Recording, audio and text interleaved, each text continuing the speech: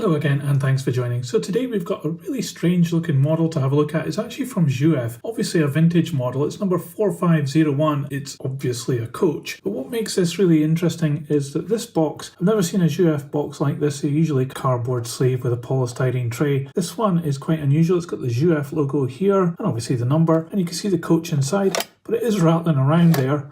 It does have a representation of track, and it does look as though it has some straps or something, or it should have, which have since disappeared. This is a second-hand model after all. You can see here it says HO scale, Jouef logo again. So let's have a look at what we've got in here. So this is a really strange model. It almost feels like a toy, and it is extremely light as well. But one thing I noticed straight away is these metal buffers. They're really fantastic turned items that have been added into the model there. But what the hell is this coach? I have no idea. It looks almost under scale compared to other HO locomotives and rolling stock. But it did say on the box this was HO, and it does say Jouef underneath and made in France, and it says that twice, which is great, just in case you didn't know. And you can also see while we're looking underneath it, it's got two different couplings here. This one is more like a Fleischmann one, and this one is more to be expected from an old Jouef model. It also has plastic wheels which don't revolve very well, and is almost next to no detail at all underneath. Some details are the axle boxes and springs, and you have these running boards the whole length of the coach. And then this almost looks like it might be N gauge or TT gauge, but these are definitely HO gauge wheels that are on here. So it looks like a second class coach, and it is French, so possibly a second class compartment coach from a very long time ago. And it has glazing as well, but it doesn't have any interior. It's quite clear glazing, but there is no interior in there, just a pillar where this model has been held together with a screw in the bottom. The ends are pretty plain, there's no buffer detail, and just these little representations of bracing, but nothing interesting at all really. And the roof is black with these studs in it and these ribs going across. That is actually painted onto the main moulding, and the painting is actually pretty well done, I have to give them that. And these transfers are really clear as well down the side of the coach. But what a really odd looking coach, really interesting I think, but I'm possibly thinking this isn't really that prototypical at all. So let's see how much this little light coach weighs.